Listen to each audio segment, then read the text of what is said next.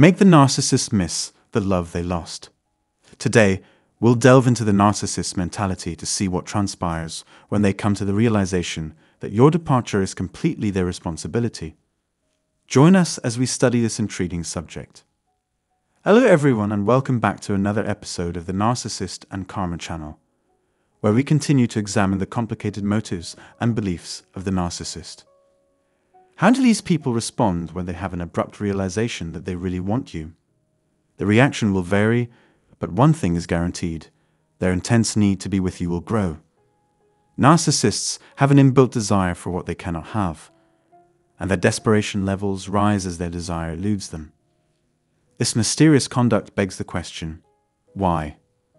At its core, this phenomenon might be attributed to a lack of motivation, as it is common knowledge that the forbidden fruit is irresistible.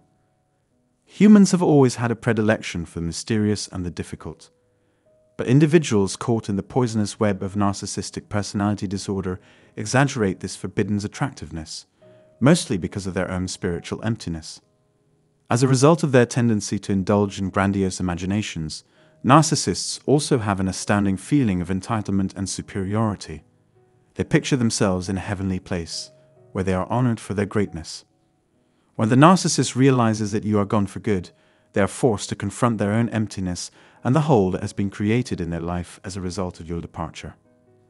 They lament the loss of the brilliant light that escaped from their hands among this vast nothingness. One irrefutable fact about narcissists is that they rarely have average relationships. If someone whose obsession with themselves borders on pathology thinks you're interesting enough to pursue farther than a casual meeting, you undoubtedly add something of value to the relationship. Your presence improves the other person's image, which is an enticing trait to a narcissist in any connection, not just romantic ones. My dear fellow believers, when the narcissist realizes how much they've lost, it's not uncommon for them to resort to hoovering, a manipulative tactic designed to lure you back into the abuse cycle. In my opinion, this is a very real possibility. We recommend watching the movie to learn more about narcissistic hoovering, and more importantly, how to deal with it. The old adage goes something like, "Forewarned is forearmed." If you're prepared for these strategies, you'll have far less to worry about when the time comes. But know this: the narcissist's emptiness is a force that cannot be bowed. Even after 10 years or more of separation from toxic ex-partners, I continue to be the target of constant hoovering attacks in my own life. Their resolve appears boundless. Do not be fooled by flattery if you find yourself in this predicament. You should exercise caution, because this has nothing to do with your worth and everything to do with them exploiting you to feed their ravenous appetite. The three terrible stages of the narcissistic abuse cycle are the idealization, the devaluation, and the abandonment. Projection, gaslighting, dishonesty, and deceit are the shadows that fall over these levels. When you give in to their temptation, the forbidden fruit loses its attraction, but the destructive cycle of abuse begins again with renewed strength. An outpouring of love lies at the center of this storm. The cycle of abuse begins with love bombing, also known as the idealization phase, and continues dormant until the unsettling moment when it suddenly resurfaces. You are dangerously close to falling back into the destructive cycle of abuse, where you are alternately idealized, devalued, and abandoned, time and time again. Many people's romantic partnerships, friendships, and even family ties have fallen victim to this unfortunate cycle. It's excruciatingly unpleasant, especially for sensitive individuals who are trying to build meaningful relationships but are met with the callous indifference of their narcissistic peers. If a narcissist finds a way into your life, they will become everything you wanted them to be when you were being abused and had to resort to no contact out of fear for your safety. Suddenly, they are behaving in an exemplary manner, saying and doing exactly what needs to be said and done, and even apologizing when necessary.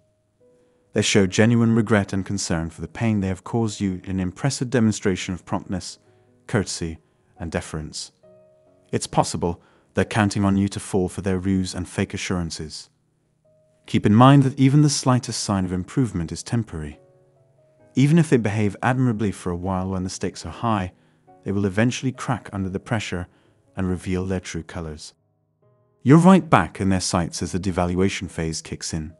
They constantly shift the blame and try to transfer their own problems onto you. The destructive cycle of love bombing, and your recovery will restart if you fail to maintain firm, non-negotiable, and unapologetic no contact. Know that there are no quick cuts to freedom when you embark on your adventure. Problems only get worse with the passage of time. The emotional, psychological, spiritual, physical, and financial costs of staying in a toxic relationship increase with each time you return to it. Don't take their newfound interest in you as proof that they've suddenly changed their tune or that they're telling the truth. Think things over rationally before giving in to the nonsense. Returning to a path fraught with suffering and hardship is a terrifying prospect. If you have taken good care of yourself, attempts to hoover you, love bomb you, draw you back, or exploit your vulnerability are more likely to fail. After initially avoiding all human contact, you find renewed energy and focus on healing, growth, and sustenance in all areas of your life. Their schemes and manipulations to get in touch with you fail as a result. Since they have lost all hope, they send in their flying monkeys and followers to mediate. Get ready for a deluge of well-meaning but uninformed friends, family members, neighbors, and maybe even employees to rush in, insisting they know what's best for you and how to fix your problem. They give unsolicited counsel from a severely skewed perspective, despite their apparent good intentions. Another instance of twisted reasoning. Least confidence exists among a sea of well-meaning, ignorant, and influenced individuals. Although they play the role of devoted messengers for the narcissist, it's rare for them to have good intentions themselves. People usually have their own ulterior goals that may or may not coincide with your own. Keep an eye out for these manipulators posing as allies. They are excellent stimuli for learning the important skill of setting reasonable limits and boundaries. Fantasies and delusions. What else can be done if any of these plans fail? Oh, my good friends, these are only tales, legends, and twisted truths. Attention, please. Rare is the narcissist who finds a lifelong companion in another narcissist. But no stock in hearsay or the deceiving pictures that circulate on social media. These are just smoke and mirrors. They aren't equipped to suddenly change and give you the traits they denied you of before, since they lack empathy and a moral compass. Sustaining a loving partnership requires a person to give and take without expecting anything in return. You may rest assured that the unlucky suppliers they end up using after you will encounter the same challenges you did. Stop torturing yourself with images of other people receiving the love you crave. Put an end to the pain you're causing yourself. Leave the corrupted person behind, become well, and fall in love with yourself without shame. Disparagement efforts. With everything that has happened, you can expect a dramatic saga. Narcissists, being the vindictive and self-centered beings that they are, have to look at themselves as the good guys or the bad guys, regardless of the gravity of their deeds.